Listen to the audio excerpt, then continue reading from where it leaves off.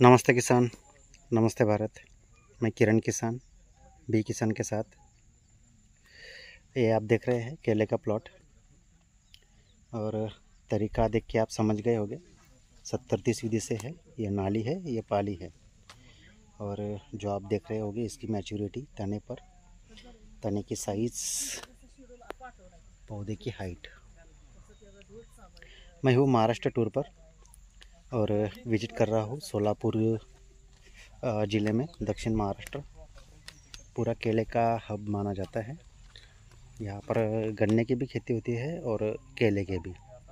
बहुत सारे किसान गन्ने पे अभी शिफ्ट होके केले में आगे बढ़ रहे हैं, क्योंकि किसान पाठशाला उनको प्रॉपर गाइडलाइन दे रहा है। और उसके साथ में ये 70-30 विधि का तरीका अपना के केला फार्मिंग में सस्टेनेबल की ओर बढ़ रहे हैं।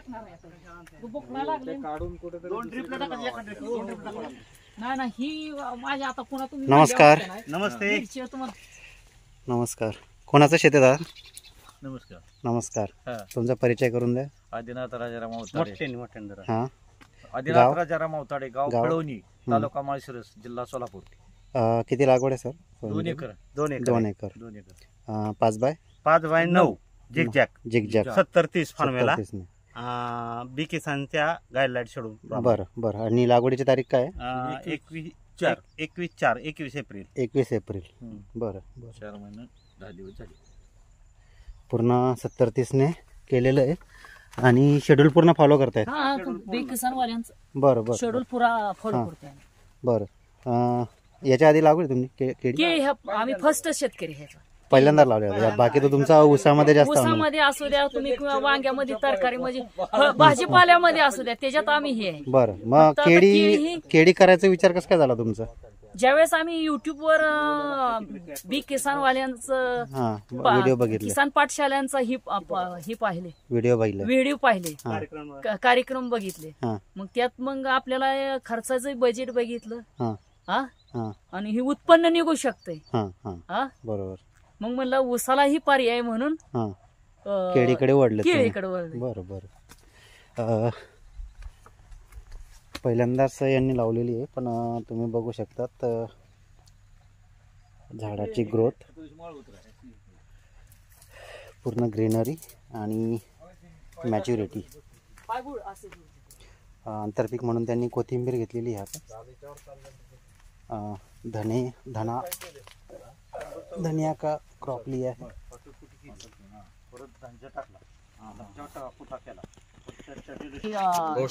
गोशाळेतलं टाकलं मुक्त गोट्यात.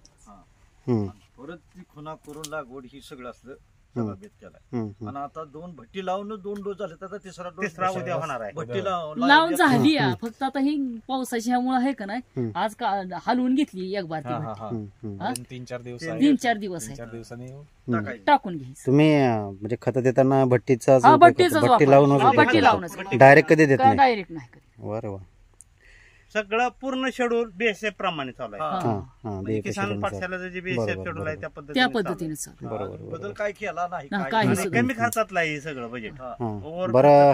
मला सांगा, आता एप्रिल महिन्याची लागवड आहे आणि जवळपास 4 महिन्याच्या वरती झालेले. 4 महिने 10 दिवस झाले. इथं आताच्या कंडिशनला पावसाळी वातावरण आहे, पण शेगाव टोका तर कुठे दिसतच नाही. बघायला सुद्धा नाही भेटणार. शेगाव टाका नाही, बंची टॉप नाही, परत तुम्हाला व्हायरस नाही. रोगच काय म्हणून आम्ही ह्याला तक्रार सुद्धा केली नाही की ही झाडामध्ये काय डिफिशियन्सी आहे म्हणून. सीएमई वगैरे सीएमई नाही अजिबात. बंची टॉप बी बघायला नाही आणि करपाचं कुठंच बघायला मिळणार नाही. करपा तर नाही जवळपास. आणि त्यांची एकही तक्रार नाही प्लॉट लावल्यापासून की आमचं असंच प्रॉब्लेम आहे म्हणून. कारण शेड्यूल ते प्रॉपर फॉलो करतात. असं नाही आले. एक तुम्हाला झाड दाखवतो, कडालाच आहे. आम्ही बी त्याचं निरीक्षण करायसाठी ठेवले की वाढ नाही आणि मर नाही.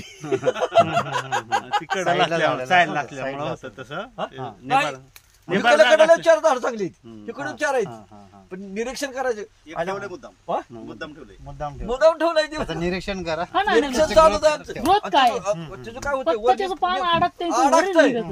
फिरत आल्या काढतोय त्याचं पान, तेवढंच वाढतंय की दुसरं निघालं ती बी अडकूनच बसते. 4 किती लागवड म्हटले? 2000 झाड आहेत, 2 एकर 2000. क्षेत्र आहे. याच्यात मर वगैरे झाली होती? नाही, झाली थोडी झाली. थोडी झाली होती. nominal. किती?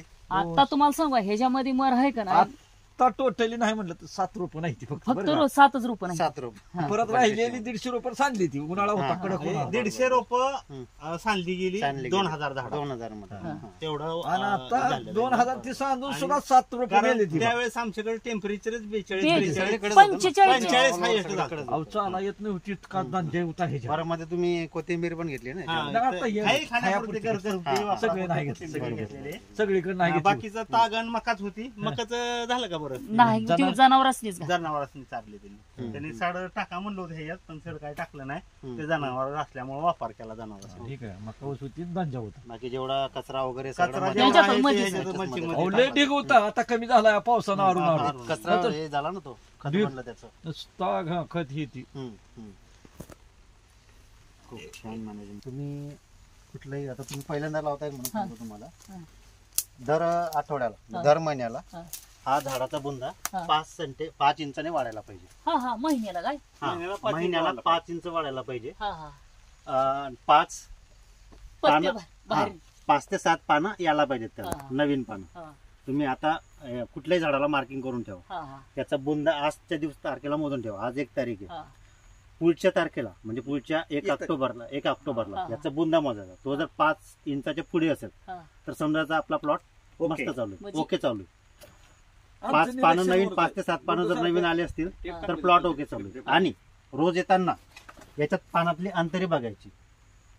हा अंतर कमी झालं की वाढ 5 कमी आहे. याच्यामध्ये जर असेल 5 बोटाच्या हा. 5 इंच हा तर प्लॉट ओके चालू आहे. ओके हा इथे जर पानांची गॅपिंग कमी झाली तर समजायचं काहीतरी गडबड आहे. झालं तर समजायचं काहीतरी गडबड आहे, काहीतरी कमी आहे त्याला. कमी आहे किंवा काहीतरी त्याला फंगस वगैरे लागलेला आहे. त्याच्यामुळे हे किंवा आपलं खतांचं जे शेड्यूल आहे कुठेतरी बिघडलं आहे.